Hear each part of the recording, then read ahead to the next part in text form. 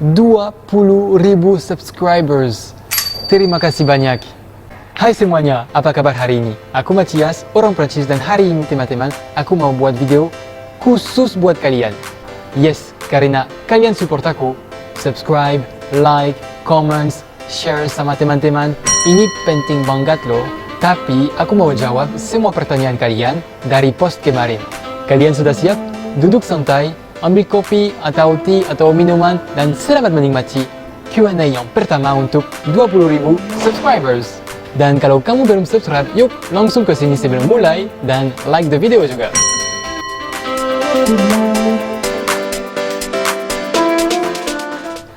Sebelum mulai, aku mau terima kasih satu-satu kalian.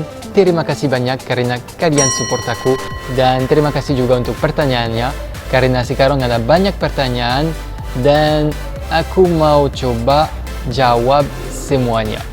Oke, pertanyaan yang pertama dari ABR STR 20K. Selamat bang, mau titip tanya apa? Ada rencana hari tua di Indonesia atau kembali ke Prancis? Oke, sebelum mulai, terima kasih banyak ya untuk selamatnya karena 20K. Thanks to you guys. Jadi, thank you very much. Oke, jadi sampai hari ini aku sudah hampir 3 tahun di Indonesia. Dan tentu saja aku merasa nyaman sekali di sini.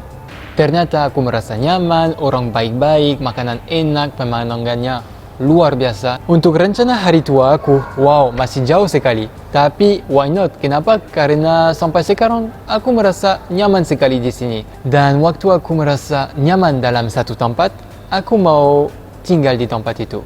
Komen yang kedua dari Mira Gaming Channel.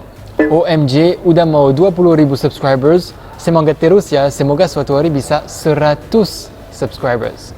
Terima kasih banyak Mira Gaming Channel. Thanks to you guys sudah mencapai 20.000 subscribers dan mudah-mudahan suatu hari bisa sampai 100.000 subscribers. Komen yang ketiga dari Edi Wayudi. Wow, cepat juga ya, selamat. Terima kasih banyak dan salam buat kamu. Komen yang keempat dari Kelly Reza. Mister, apa pernah ada pengalaman lucu saat pakai bahasa Indonesia yang kadang katanya ada yang mirip-mirip? Oke, aku pikir dulu ya. Oke, ada satu, pas pertama kali datang di Indonesia, aku belum tahu seperti apa bahasa Indonesia. Jadi, pertama hari sama pertama minggu-minggu juga, pas kuliah, jadi masih sama teman Prancis juga, kita sering dengar kakak, kakak, kakak, kakak. Dan ada juga beberapa orang yang bawa namanya Caca di Indonesia. CA, CA. Dan untuk pertama kali buat orang Prancis yang belum bisa bahasa Indonesia, nama panggilan itu kakak lucu. Kenapa? Karena artinya memang beda sekali dalam bahasa Prancis. Apa ya artinya kakak dalam bahasa Prancis? Dalam bahasa Prancis, kakak maksudnya kotoran. Jadi ya awalnya lucu tapi sekarang sudah sering kan dan sudah tahu bedanya apa sama bahasa Indonesia, bahasa Prancis.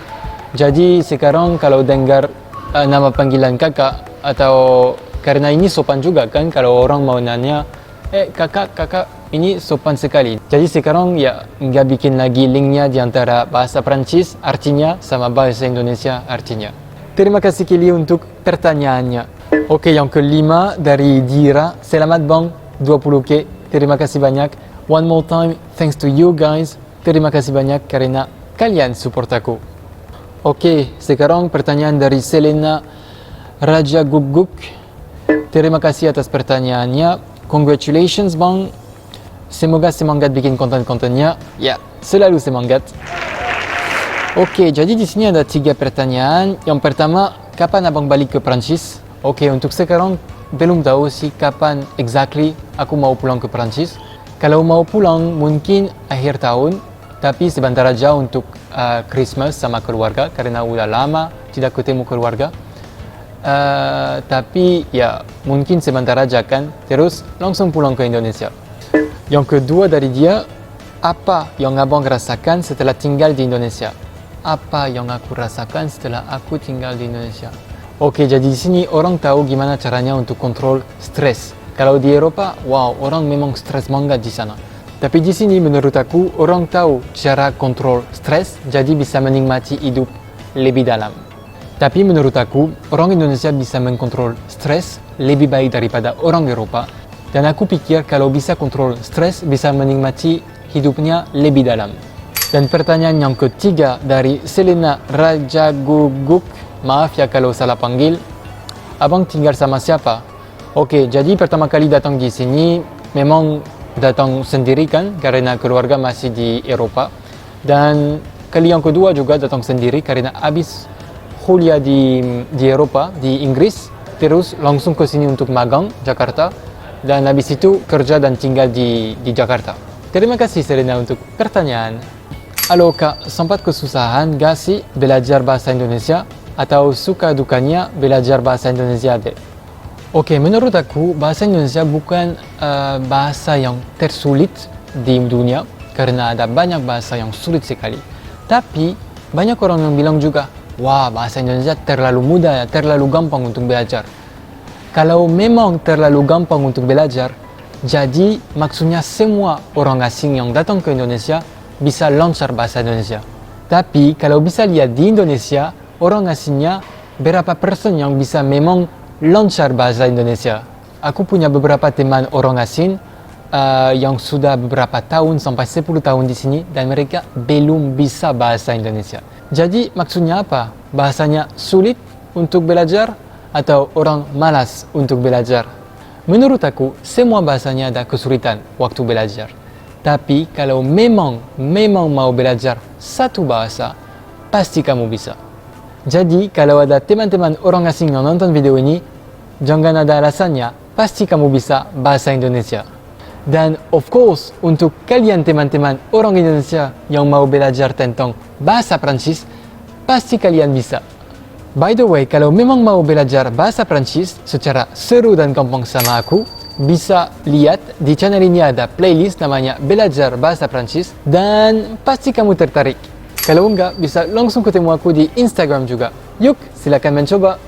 Oke, lanjut. Muhammad Richard Wijaya, terima kasih ya untuk komennya. Gak apa-apa bang, abang bisa ngajarin kita bahasa Prancis. Yes, sekali lagi untuk belajar bahasa Prancis, di channel ini ada playlist Belajar Bahasa Prancis, atau kalau enggak, bisa lewat Instagram Cowok Prancis dan sehari-hari ada video yang seru dan gampang untuk belajar bahasa Prancis. Lanjut dari Yuchi Nanda Zaini, terima kasih ya untuk komennya. Cara biar bisa bahasa Prancis dalam 15 menit. 15 menit. Waduh, susah ini. Oke, menurut aku yang penting bukan hanya belajar dalam waktu yang kecil, misalnya 15 menit, dan setelah itu lupa semua. Menurut aku untuk belajar satu bahasa nggak ada rahasia, harus rajin.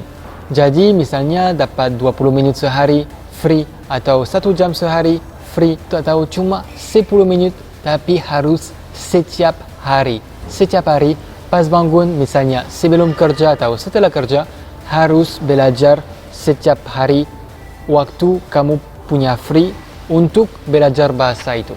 Dan aku yakin kalau kamu misalnya punya 20 menit sehari untuk belajar bahasa Prancis, pasti setelah beberapa minggu atau 1 bulan, 2 bulan, pasti bisa lihat progresnya. Coba deh. Dan untuk bisa satu bahasa, gak usah jauh-jauh untuk mulai. Harus bisa mengerti pertanyaannya, bisa mengerti orang ngomong, dan harus bisa jawab. That's it. Dan untuk itu, bisa nonton movies, misalnya dalam bahasa Prancis tapi subtitle bahasa Indonesia. Bisa dengar YouTube sama orang asli Prancis, bisa dengar lagu-lagu Prancis, bisa dengar radio, bisa nonton movies. Dan yang penting, belajar juga setiap hari seperti apa tulis, seperti apa buat kalimat dalam bahasa Prancis. Dan sedikit-sedikit setiap hari, lama-lama pasti bisa bahasa Prancis. Oke, lanjut. Abik 2, untuk kelas boleh dijelasin bang di Q&A sekalian. Oke, jadi untuk orang yang tertarik untuk belajar bahasa Prancis, bisa dulu lewat Instagram Cowok Prancis. Dan di sana ada banyak konten-konten, video-video sehari-hari yang lucu, yang seru, yang gampang untuk belajar bahasa Prancis. Dan tentang budaya Prancis juga.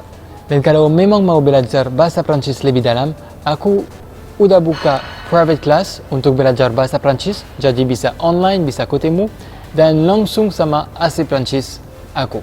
Jadi yang tertarik untuk private class bahasa Prancis untuk kalian atau untuk anak kalian, bisa langsung DM Instagram aku right here. Oke, lanjut pertanyaan dari Rido Ardiansyah. Maaf ya kalau salah panggil.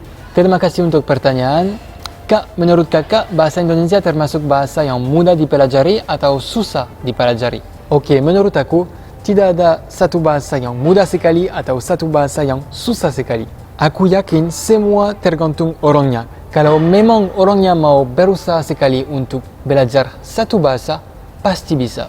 Misalnya sama bahasa Indonesia, walaupun orang bilang, wah bahasanya gampang sekali untuk dipelajari. Tapi misalnya dari bahasa Prancis, bahasanya beda sekali, walaupun dibilang gampang, kan?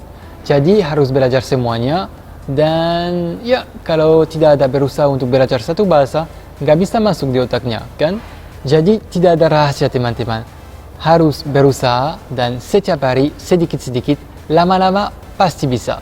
Oke, kayaknya ada banyak pertanyaan dari kalian teman-teman dan aku senang sekali. Jadi aku pikir aku mau buat Q&A part 2. Jadi ada banyak orang misalnya yang belum kesempatan untuk taruh pertanyaan di komen misalnya. Kalian bisa langsung komen sama pertanyaan kalian dan aku akan jawab dalam Q&A yang part 2 video selanjutnya. Oke, dan sebelum selesai, aku mau jawab satu lagi di sini, namanya Blackjack. Jadi pertanyaan dari Blackjack, kayaknya bukan pertama kali sih, tapi sudah nanya beberapa kali cara baca Ballon d'Or dalam bahasa Prancis. Jadi Ballon d'Or namanya Golden Ball. Jadi Ballon d'Or itu untuk yang fan sepak bola namanya Golden Ball bahasa Inggris. Dan dalam bahasa Prancis, Ballon d'Or. Ballon d'Or. Ballon d'Or. Dan kalau kalian suka sepak bola, menurut kalian siapa ya yang mau dapat Ballon d'Or tahun ini? Yuk, komen di bawah ya. Oke teman-teman, jadi buat video ini aku mau selesai dulu. Aku mau satu kali lagi terima kasih satu-satu kalian karena thanks to you guys aku bisa sampai 20.000 subscribers. Semoga kalian suka Q&A pertama di channel ini. Dan jangan lupa ya, kalau masih ada pertanyaan, lanjut komen di post yang terakhir. Dan pasti ada Q&A selanjutnya untuk part 2. Terima kasih banyak sudah menonton. Jangan lupa subscribe, kasih like, dan bagi sama teman-teman supaya mereka juga bisa belajar tentang Q&A ini dan kasih pertanyaan untuk Q&A selanjutnya. Terima kasih, merci, dan sampai ketemu di video selanjutnya. Ciao!